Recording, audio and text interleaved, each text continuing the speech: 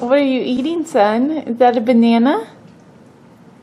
You doing some baby-led weaning? Yeah.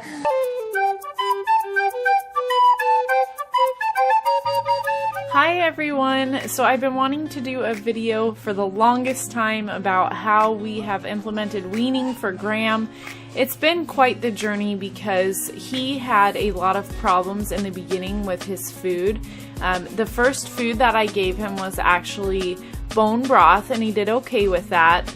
And then I moved on to some carrot juice. I just juiced some carrots, some raw carrots, and then I added some water. And he had a bit of a skin reaction to that. I tried avocado the next day and he turned pretty much bright red and broke out in some eczema rashes. So I talked to my pediatrician about it, and my pediatrician told me to hold off until he was about 8 or 9 months old. Well, I didn't feel comfortable with that. I knew he was really hungry, so after praying about it for a while, I decided, after waiting a month and praying, I decided to go ahead and start feeding him again and see how he reacted. I have mixed it with baby-led weaning and also some purees, and I wanted to just kind of go over with you guys what I did as far as weaning goes. It can be so confusing. How much do I give them? How often do I feed them? So I'm going to show you exactly what I do for Graham and also tell you how to make the purees yourself at home. So before I started the feeding process again, I reached out to my friend Mary Bauer. She has an Instagram page that I'll link below.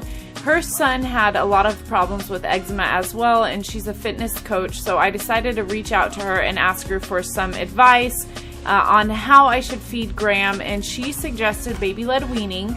She also gave me some nutritional advice on what to feed him and gave me a lot of ideas, because I have a really hard time coming up with ideas, not only in what I eat but also in what my son eats as well. I wasn't sure if I was going to do baby-led weaning at first because I don't like how they can gag on the food. It just kind of scared me, but after looking into it more and realizing just the fine motor skills that he can learn from baby-led weaning, and also just how easy it is for me to cut him up some food and cook my own meals, it's just been really fun to watch him eat in that way. So I wake up in the morning with Graham and I start off and I breastfeed him. I always breastfeed him first because I want him to get more full off of my breast milk and then be able to eat after that, because breastfeeding is still where he's getting his key nutrients from. As you can see here, he's gagging quite a bit from that banana. It was a little scary. With baby-led weaning, it's important to remember that gagging is actually different than choking. Gagging is a good thing. It's the baby's natural response to food traveling far back in their throat. Just make sure you keep a close eye on them and watch for actual choking signs. Turning blue, not being able to breathe, that is not a good thing. So after I feed him, I go ahead and make him his breakfast. It doesn't necessarily have to be breakfast food. It can be anything. They cannot tell the difference.